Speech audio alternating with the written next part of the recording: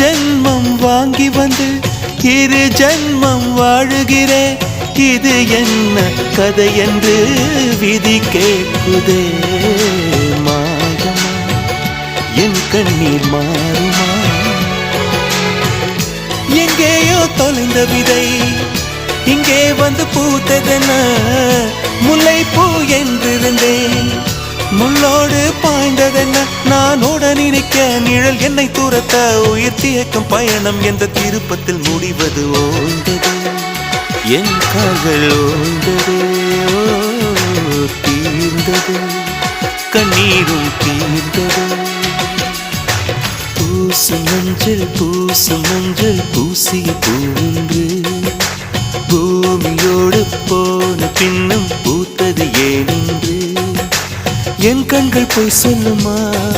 வேறில்லாமல் பூ பூக்கும்